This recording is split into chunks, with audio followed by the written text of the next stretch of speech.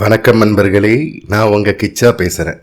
நம்மை பார்க்க வரணும் என்ற விருப்பம் இருக்கிறவால என்ன ஆகுமோ ஏதாகுமோன்னு கதவை சாத்தின்ட்டா ஜெகத்குருன்ற பட்டத்தை போட்டுண்டு இந்த பீடத்தில் நான் உட்காந்துருக்கிறதுக்கு அர்த்தமே இல்லை. அவன் நண்பனாக இருந்தா என்ன, விரோதியாக இருந்தா என்ன, சன்னிதானத்துக்குள்ளே வந்துட்டா எல்லாருமே மகாபெரியவாளோட பக்தர்கள் தான் அப்படின்றார் மகாபெரியவா. ஒரு சுவாரஸ்யமான சம்பவம். அந்த சம்பவம் பற்றினது தான் இந்த பதிவு. அந்த சம்பவத்தை பற்றி மேலும் நம்ம தெரிஞ்சுக்கிறதுக்கு முன்னால் நம்ம சேனலை சப்ஸ்கிரைப் பண்ணாதவங்க கண்டிப்பாக பெல் ஐக்கான் கிளிக் பண்ணுங்கள், சப்ஸ்கிரைப் பண்ணுங்கள். அது 1931ஆம் ஆண்டின் இறுதிப் பகுதி. அந்த சமயம் இந்தியாவை ஆண்டு கொண்டிருந்த ஆங்கிலேயரின் அரசு கொடுமை மிகுந்ததாக இருந்தது. காங்கிரஸ்காரர்கள் எல்லாம் பயந்து நடுங்கிக் கொண்டிருந்தார்கள். அந்த கட்சிக்கு ஆதரவு அளித்தால் சர்க்காரின் கடுமையான எதிர்ப்பு நடவடிக்கைக்கு ஆளாக வேண்டியிருக்கும். அதனால் மக்களும் பயந்து கொண்டிருந்தார்கள். பொதுமக்கள், வியாபாரிகள் எல்லோருமே காங்கிரஸ்காரர்களை கண்டு நடுங்கி போன சமயம் அது. மகாபெரியவாளுக்கு அப்போது வயது 37. வட ஆற்காட்டில் இருக்கும் ஆரணி நகரில் முகாமிட்டிருந்தார். பக்தர்களோடு பக்தர்களாக சில காங்கிரஸ் தொண்டர்களும் அங்கே இருந்தனர்.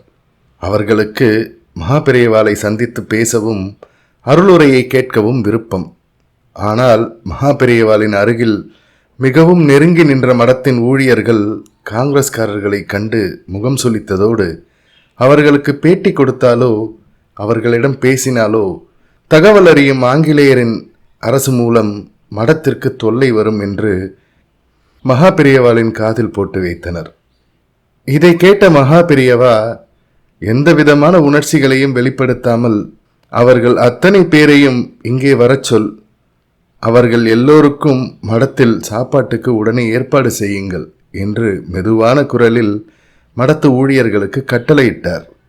மடத்து ஊழியர்கள் பயத்தோடு மகாபெரியவாயிட்ட கட்டளையை சிரமேர் தாங்கி பணியாற்றினார்கள். இதனால் மடத்துக்கு எந்த ஆபத்தும் வரவில்லை.